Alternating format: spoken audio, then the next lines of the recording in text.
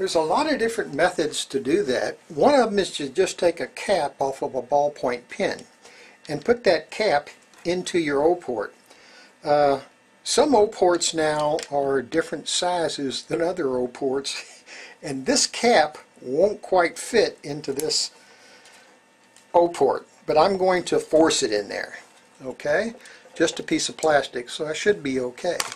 Then I can pull tension on it, and the cap should hold that string off to the bottom side of that O-port. Oops. Of course, sometimes it slips around that round cap a little bit, so I guess that's a problem. Okay, let me show you another method. Some people take the cap off of a Sharpie pen. This is just your regular Sharpie pen. I'll put that down where I won't get it messed up. And they'll use the cap in between the strings so that when they pull tension, it will hold these strings apart. Because I don't have tension on any of these strings, it's not quite going to work right. But if there was tension on this string, it would tend to stay there and hold this string here away from that other string. So now I can go up here and clamp down on my string, then release my tension. Okay, but still it holds it off to the side a little bit, so I don't like that method either. Here's another method that Prince recommends. Normally now the string goes straight through the gripper and straight to the frame or the center of the frame where the turntable is going to rotate around when I pull tension on it. But what Prince recommends sometimes, if you don't have the boomerang tools, is to rotate your racket where the string is in the bottom of the O-port and then lock your turntable. So I'm going to put it right there and lock my turntable. Now I can pull tension, and I'm pulling a very low tension of 20 pounds. I can pull tension, and when I pull tension, it'll keep this string in the bottom of the O-port. But my string is bent going into my gripper, so the gripper's pulling in this direction, but my string is bent right up here. I don't like that method.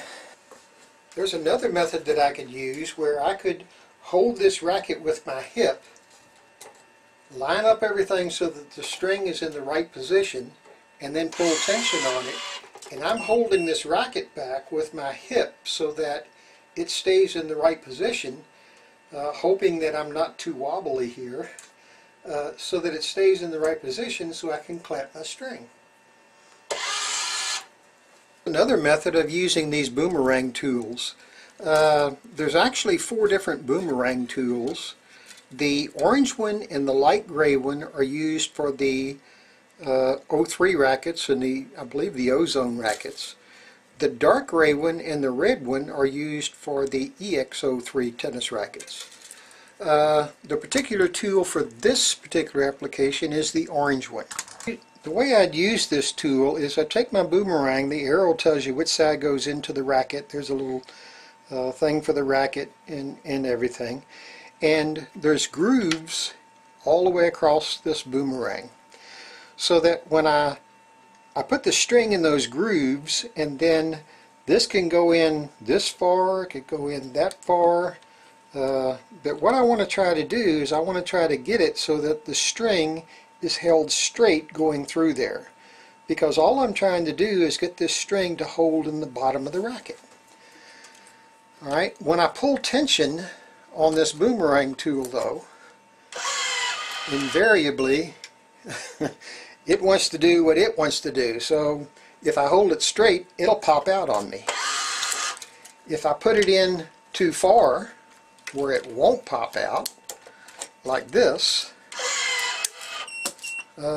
well, if I were to get it so that it would stay in there, what's going to happen is it pushes it down too far, and again I've got a bent string.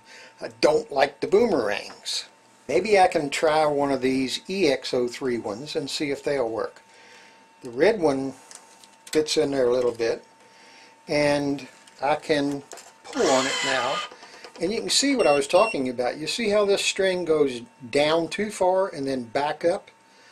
The advantage of the red one is it has some little ears on it right here. These are the later version of the boomerangs. And these little ears right here catch on the inside of the frame and they keep it from popping out. I guess they found that out, and then the gray one won't fit in there. Let me get this other gray one off the floor.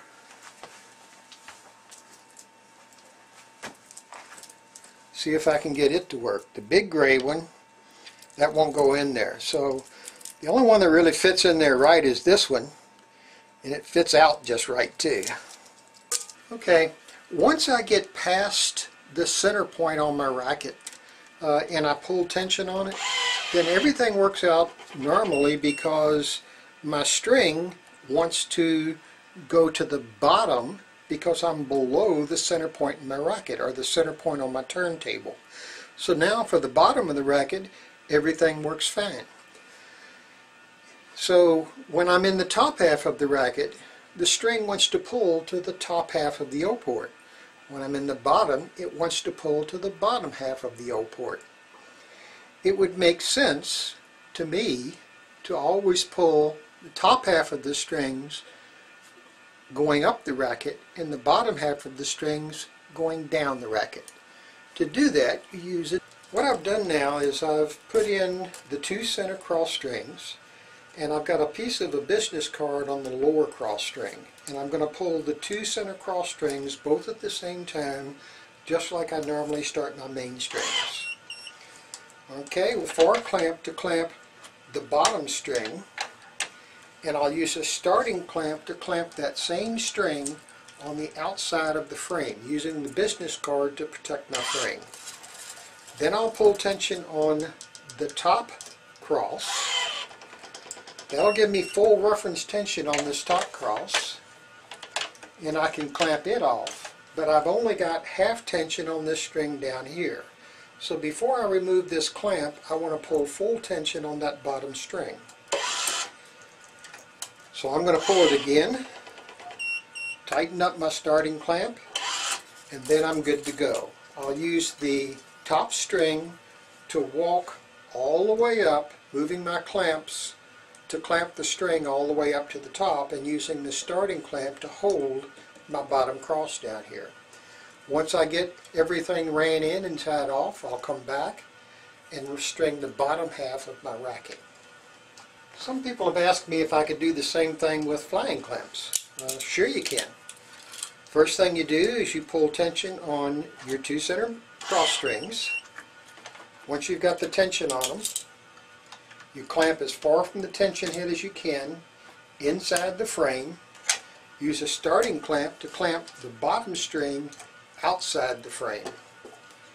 Release tension, pull tension on the bottom string again,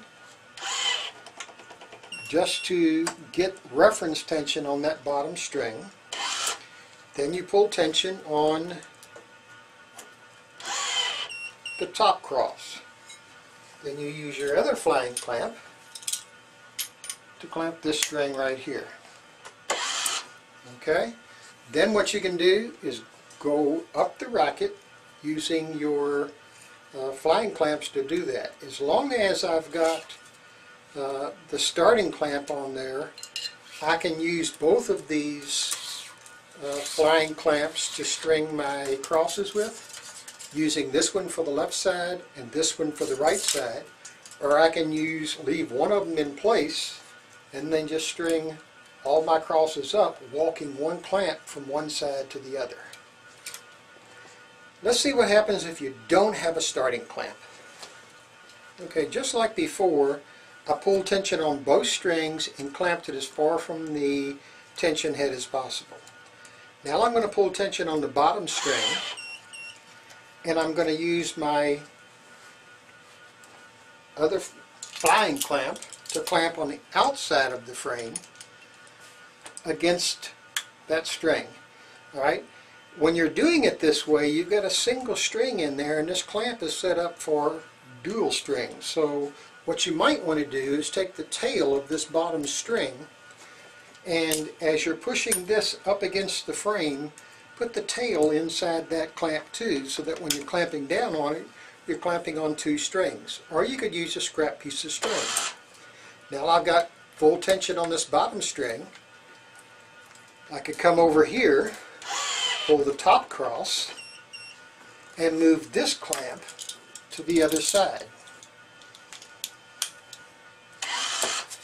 Then I can go up the racket using this clamp every time to clamp on both sides of the racket. Once I get my string tied off, I come back, take off this clamp, clamp these 2 strings together, run my 2 crosses, and go down the racket.